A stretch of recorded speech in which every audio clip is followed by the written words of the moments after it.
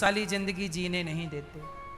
यही बात मैं आपसे कह रहा हूं कि समाज के टॉर्चर को, समाज की गंदी बातों को यदि निकालना चाहते हो तो श्रवण करना सीखिए। सावन का महीना है, मस्त कथा सुनिए और कभी ज़्यादा लोड मत लीजिए अपने दिमाग में कि लोग क्या कह रहे हैं। लोग तब भी कहते हैं जब आप अच्छा करते हैं, और लोग तब भी कहते हैं, अच्छा लोग तब नहीं कहते जब आप बुरा करते हैं। समाज की एक बात और याद रखिएगा, जो आदमी बुरा करता है उसे कोई कुछ नहीं कहता। समाज के लोग उसे टॉर्चर नहीं करते जो बुरा करता है, समाज के लोग उसे टॉर्चर करते हैं जो जो जो अच्छा करता है। उदाहरण से बोल रहा हूं, उदाहरण दीजिए, उदाहरण लो।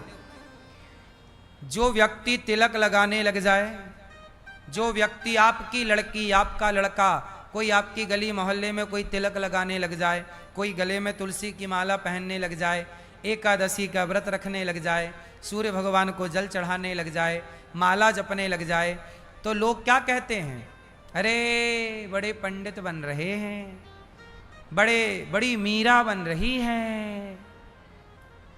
लोग मजाक उड़ाने लगते हैं। किसका? जबकि वो माला पहन रहा है, कोई गलत तो नहीं कर रहा, तिलक लगा रहा है, गलत तो नहीं कर रहा है। लेकिन अब दूसरी तरफ देखिए, कोई शराब पीने लग जाए तुम्हारे गांव में, बोलो, कोई शराब पीने लग जाए तो क्या शराब पीने वाले को लोग टॉर्चर करते हैं कि तू शराब क्यों पी रहा है? शराब पीने लग जाए कोई नहीं बोलता कि तू शराब क्यों पी रहा है। गांजा पीने लग जाए कोई नहीं बोलता कि तू गांजा क्यों पी रहा है। उसकी माँ, उसका बाप बोलता होगा, समाज तो नहीं बोलती हो। समाज को मजा आता है, अरे गांजा पीने लग गया, अब तो ये बर्बाद हो जाएगा, ये तो शराब पीने लग गया, ये तो अब बर्बाद हो जाएगा। लेकिन तुम शराब और गांजा ना पियो, कुछ अच्छा काम करने लग जाओ तो उन्हीं की नजरें आप पे गड़ जाएंगी। कह रहे ये अच्छा कैसे कर रहा है, अब कोई उपाय ढूंढो कि इसको नीचे गिराया जाए, ऐसा करो कि इसके पांव पकड़ के नीचे खींचा जाए। शराब पीने से समाज को दिक्कत नहीं है, गलत काम करने से दुनिया को दिक्कत नहीं है। बस इससे आपत्ति नहीं है कि आप बुरे बन गए, दुनिया को इससे आपत्ति है कि आप अच्छे क्यों बन रहे हैं। इसलिए आपके अच्छे बनने से केवल आपका पिता, आपकी माँ, आपका गुरु और भगवान प्रसन्न हो रहे होंगे, वरना बुरा होने से तो समाज बहुत खुश होता है। क्रोध व्यवस्था बनाने के लिए बच्चे शोर कर रहे, टीचर आए, गुस्से से चुप बैठ जाओ, चुपचाप, क्रोध से बोले, सारे बच्चे चुप। तो ये क्रोध क्या था? व्यवस्था बनाने के लिए था। लेकिन आप लोग क्रोध करते कहाँ हैं? अपनी पत्नी पर क्रोध करते हैं, अपनी माता पर क्रोध करते हैं, अपने पिता पर क्रोध करते हैं। जहां क्रोध करना चाहिए वहां जरूर क्रोध करना चाहिए। जब द्रौपदी की साड़ी खिंच रही थी उस समय पितामह भीष्म को क्रोध करना चाहिए था या नहीं?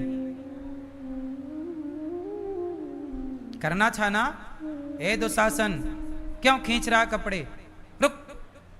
जहां क्रोध करना था पितामह ने वहां क्रोध नहीं किया, चुप रहे। इसके कारण पितामह को बाणों की सैया पर लेटना पड़ा। तो जहां जितना क्रोध की जरूरत है वहां करो। अब राम जी समुद्र के आगे हाथ जोड़ के बैठे रहे 3 दिन तक। विनय न मानत जलधि जड़, गए 3 दिन बीत। जब 3 दिन हाथ जोड़े समुद्र के आगे बैठे रहे, समुद्र नहीं माना, तो 3 दिन पूरे होने पर चौथे दिन राम ने क्या किया? क्रोध करके, समुद्र अभी सुखाता हूं, क्रोध किया, तुरंत समुद्र थर थर कांपता आ गया। जहां प्रेम से लोग नहीं समझते वहां गुस्से से समझ जाते हैं। तो क्रोध एक व्यवस्था है, कहां क्रोध करें, कितना करें, ये विवेक है या नहीं? इसलिए कहता हूं कि क्रोध जरूर करना चाहिए।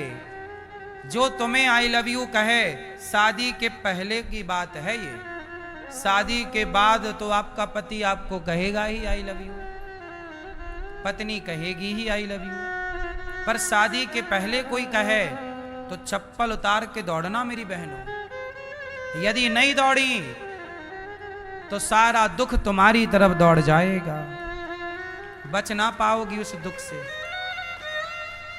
फिर किसी सूटकेस में तुम्हारे टुकड़े नजर आएंगे, किसी सूटकेस में तुम्हारे टुकड़े नजर आएंगे, या फिर कुकर की सीटी बज रही होगी तुमसे, पकाई जाओगी तुम, कुत्तों को तुम्हारी बोटी बोटी खिलाई जाएगी। ये सब जो हो चुका मैं वो एग्जाम्पल दे रहा हूं। एक लड़की को उसके यार ने क्या किया, काट के कुकर में पका दिया। अभी की हाल की एक घटना, एक लड़का हॉस्पिटल में अपनी प्रेमिका को उसकी गर्दन पे कई चाकू मारा। अभी देखा कि नहीं टीवी पे? प्रेमिका पड़ी है, वो मना कर दी, मैं तेरे से शादी नहीं करूंगी। लड़का बोला मैं तेरे से शादी करना चाहता हूं, आई लव यू वगैरह उसने स्वीकार किया होगा, एक्सेप्ट किया होगा, बोला होगा आई लव यू टू। लड़के को लगा करती है प्यार। लड़की के माँ बाप ने उसकी कहीं शादी तय कर दी। उसके प्रेमी को पता चला, उसने आया हॉस्पिटल के अंदर जहां 20-25 लोग खड़े वीडियो बना रहे थे, सबके सामने उसने अपनी प्रेमिका के गर्दन पे छुरी चलाई, और छुरी चलाने के बाद वो मरी नहीं तो मारता रहा, कई छुरी मारा उसने, कई चाकू मारे, और लोग वीडियो बना रहे हैं। ये है समाज। समाज का ये दूसरा वाक्य। दुनिया को वीडियो बनाने से मतलब है, तुम्हारी जान जा रही है इससे मतलब नहीं है, क्योंकि व्यू वहीं आएंगे ना वीडियो पे।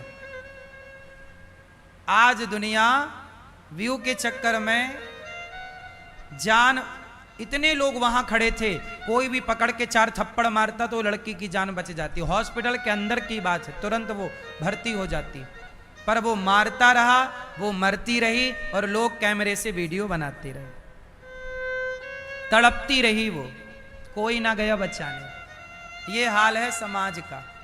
ऐसे समाज का निर्माण हो रहा है अब, जहां कोई किसी के लिए आगे कदम नहीं बढ़ाता। द्रौपदी की लाज लुट रही थी, तब कौन आगे? आपके बेटे ने आपको माता कहना छोड़ दिया। भरत जी ने बोला मैं तुम्हें माता नहीं कहूंगा, तुम्हारे मुंह पे कीड़े क्यों नहीं पड़ गए जब तुमने मेरे राम को वनवास भेज दिया। उसके बाद किसने कैकेयी को स्वीकार किया है? वो तो राम ने फिर भी स्वीकार किया, लेकिन समाज में थू थू तो हो ही गई ना, अपयस्त हो गया। पति की मृत्यु हो गई दशरथ जी किसी चक्कर में, केवल इसलिए कि कैकेयी माता ने परमात्मा के विधान को स्वीकार। जोर से, आप लोग भी खुरापात करते हैं, जो परमात्मा तुम्हें नहीं देना चाह रहे हैं। अब जैसे तुम्हारा विवाह हुआ और विवाह के कुछ दिन बाद पति की मृत्यु हो गई किसी की, इसका मतलब है कि परमात्मा तुमसे ये कहना चाहता है कि अब तुम अपने मन को भगवान में लगाओ।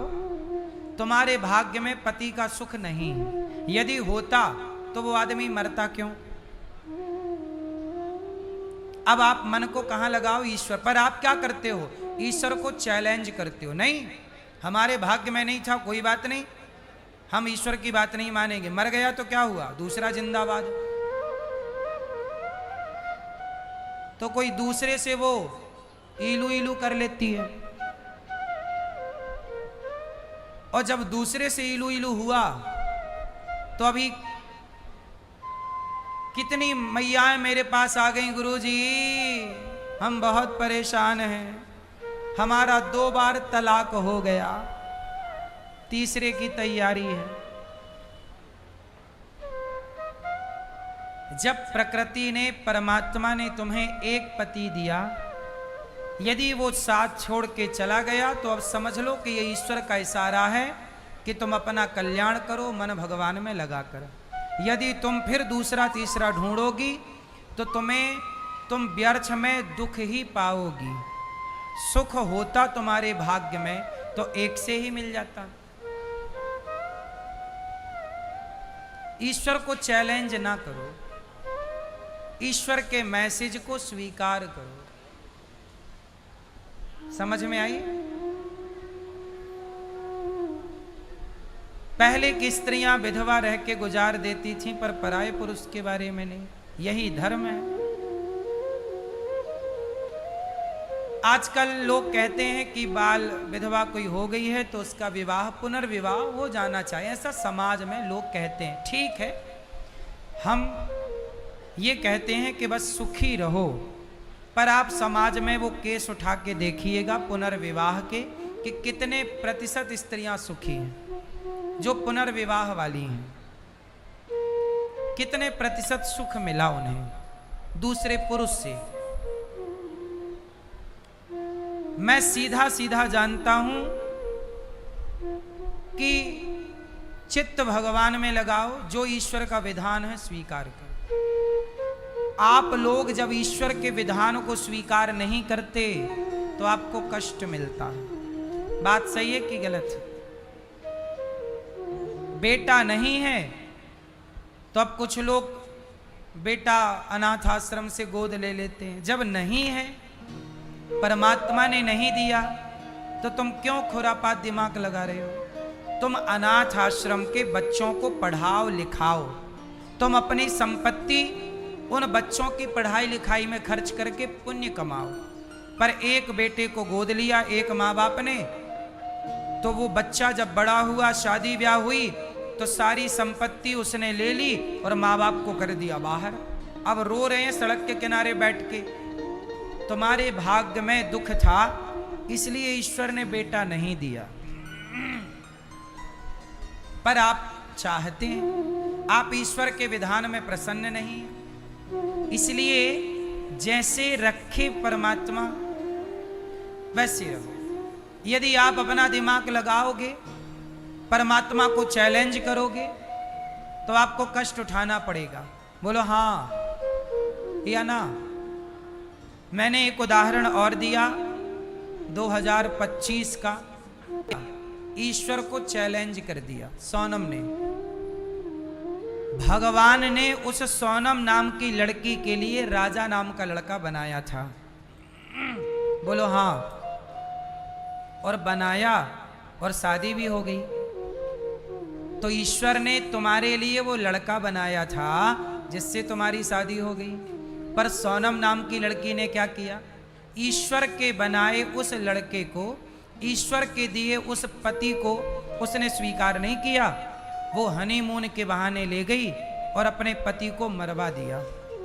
और एक और लड़का था जिससे वो प्यार करती थी, उसके साथ रहना चाहती थी।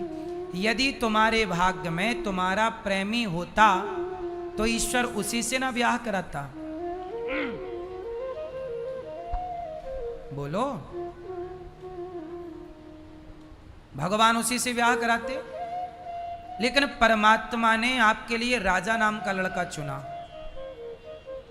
लेकिन आपको ईश्वर का विधान स्वीकार, आपने ईश्वर को चैलेंज कर दिया। नहीं, हम परमात्मा के हिसाब से नहीं चलेंगे, भगवान के बनाए लड़के को मार देंगे और जिससे हम प्यार करते हम उसके संग जिंदगी गुजारेंगे। पूरा प्लान किया, उसे